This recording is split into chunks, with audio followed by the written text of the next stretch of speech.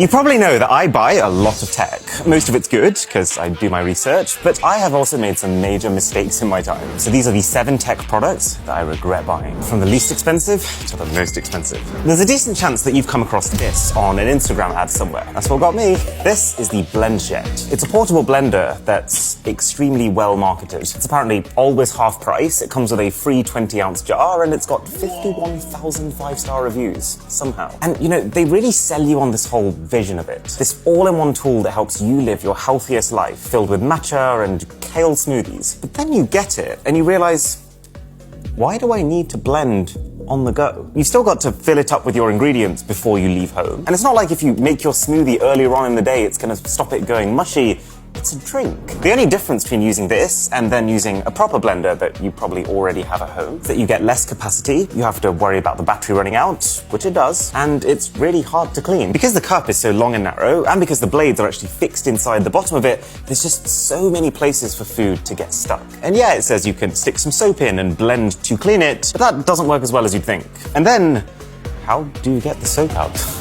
Now, moving all the way up to $200, I regret buying a mechanical keyboard. Ever since I got my first MacBook in 2013, my primary keyboards to type on have all been Apple keyboards. Whether that's the built-in ones on the MacBook or the Apple Magic Keyboard for the desktop. They're all kind of the same, which is to say really easy to type fast on because the keys have a total travel distance of like this, but they're just not the most satisfying. And I've always been tempted by the allure of a mechanical keyboard. I mean, you ask any tech person, they'll tell you that mechanical is the holy grail. Because instead of all your keys pressing down on this one big squishy plastic sheet, every single key here has its own mechanism that makes each press that extra bit more purposeful and tactile. So one day, I caved. I went out and I bought myself the Corsair K95 Platinum, which is one of the better mechanical keyboards at close to $200. And I just couldn't get on with it. I mean, for starters, these clicky keys, they're really fun, but I completely overlooked just how annoying they were going to be. Not for me, I was having the time of my life, but for everyone in a 10-meter vicinity. Since I work at my parents' house, I just remember sitting down for a scripting session, and my sister,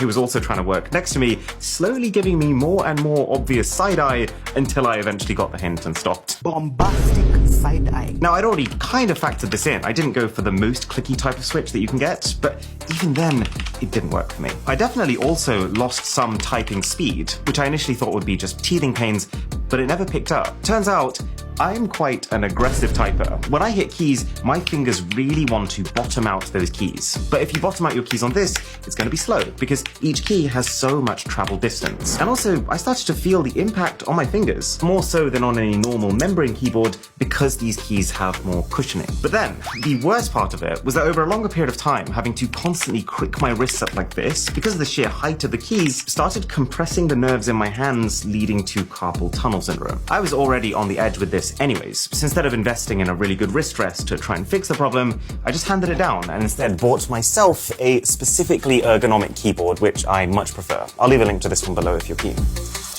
This one's kind of sad for me, but the Xbox Series X also deserves a place on this list. I was so excited about both this and the PlayStation 5. I mean, let's be honest, very few things beat that next-gen console feeling. And yeah, while Sony has more exclusive games that I love, like Horizon and Ratchet & Clank, the Series X still had my attention from the very beginning, being technically the more powerful console of the two.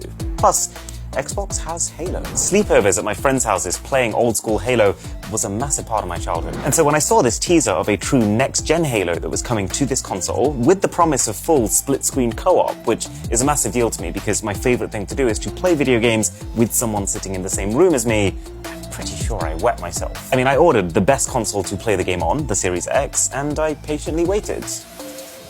Just kept waiting. I mean, for starters, the moment Xbox revealed the first real gameplay of this next-gen Halo, the internet let out a collective groan, realizing that it didn't really look very next-generation at all. So the game got delayed by a whole year. And then that split-screen co-op feature that I was so excited about cancelled. So Halo was kind of a dud for me, and then almost nothing came out after that. There were some Xbox exclusives, but very, very thin on the ground. And then any game that released on both Xbox and PS5, I got for PS5, because it actually, in my experience, seems to run a lot better, which is kind of ironic considering the whole Xbox most powerful console in the world thing. The key redeeming factor for Xbox Now is definitely Game Pass, which is pay monthly, play as many games as you want. But since I'm someone who tends to pick one game and play that for like 3/4 of a year, that model doesn't really work for me. So this